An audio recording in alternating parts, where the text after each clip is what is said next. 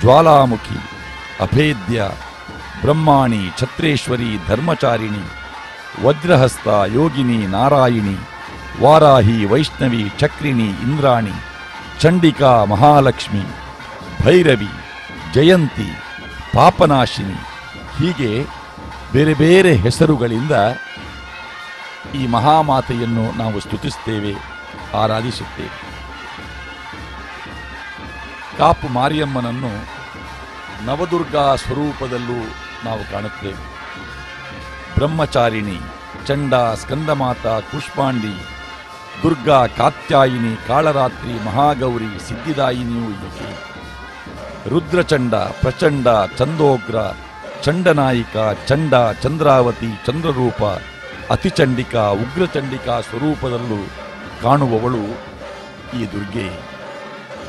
ಮಹಾಲಕ್ಷ್ಮಿ, ನಂದ, ಕ್ಷೇಮಕರಿ, ಶಿವದೂತಿ, ಮಹಾರುದ್ರ, ಭ್ರಾಮರಿ, ಚಂದ್ರಮಂಗಲ, ರೇವತಿ, ಹರ್ಷಸಿದ್ಧಿ ಎನ್ನುವ 9 ದುರ್ಗೆಯರ ಸ್ವರೂಪದಲ್ಲೂ ಈ ಮಾತೆ ಕಾಣಿಸ್ತಾಳೆ.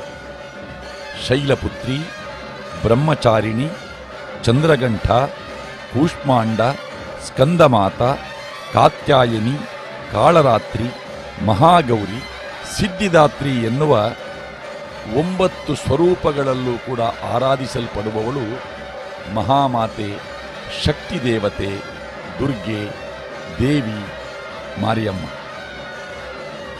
ದುರ್ಗಾ, ಆರ್ಯ, ಭಗವತಿ, ಕುಮಾರಿ, ಅಂಬಿಕಾ, ಮಹಿಷಮರ್ದಿನಿ, ಚಂಡಿಕಾ, ಸರಸ್ವತಿ, ವಾಗೀಶ್ವರಿ, ಈ 9 ಹೆಸರುಗಳಿಂದ ಆರಾಧಿಸಲ್ಪಡುವ ಶಕ್ತಿದೇವತೆಯೂ ದುರ್ಗಾದೇವಿ, ಶ್ರೀದೇವಿ. ಶೈಲಪುತ್ರಿ, ಬ್ರಹ್ಮಚಾರಿಣಿ, ಚಂದ್ರಗಂಟ, ಕೂಷ್ಮಾಂಡ, ಸ್ಕಂದಮಾತಾ, ಕಾತ್ಯಾಯಿನಿ, ಸರಸ್ವತಿ, ದುರ್ಗಾ, ಮಹಾಗೌರಿ ಎನ್ನುವ 9 ಹೆಸರುಗಳಿಂದಲೂ ಕೂಡ ಪರಿಶೋಭಿಸುವ ನವದುರ್ಗೆ ಈಕೆ.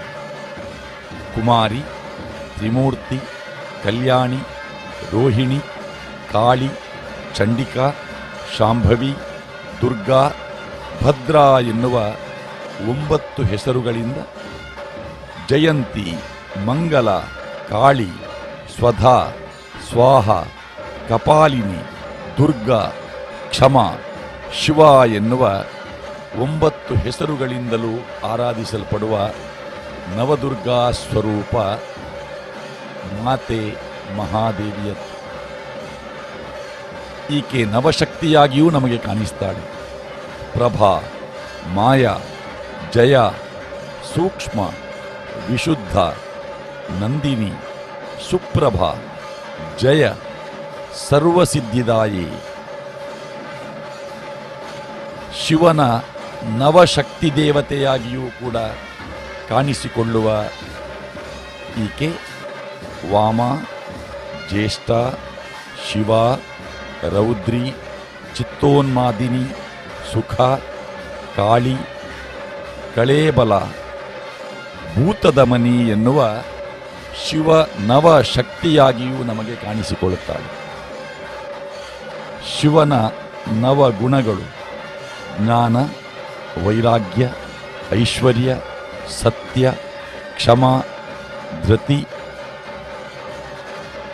ಆತ್ಮಸಂಬಂಧ, ಅಧಿಷ್ಠಾತೃತ್ವ, ಈ 9 ಗುಣಗಳಿಂದಲೂ ಪರಿಶೋಭಿಸುವ ದೇವಿ ನವಶಕ್ತಿ ದೇವತೆ.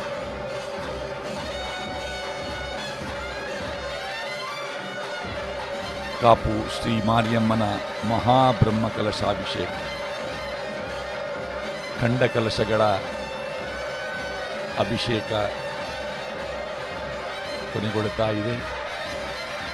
ವೇದಮೂರ್ತಿ, ಜ್ಯೋತಿಷ್ಯ ವಿದ್ವಾನ್, ಕೊರಂಗಲಪಾಡಿ, ಕುಮಾರಗುರು ತಂತ್ರಿಗಳು ಬ್ರಹ್ಮಕಲಶೋತ್ಸವದ ಪ್ರಕ್ರಿಯೆಯನ್ನು ನೆರವೇರಿಸ್ತಾ ಇದ್ದಾರೆ.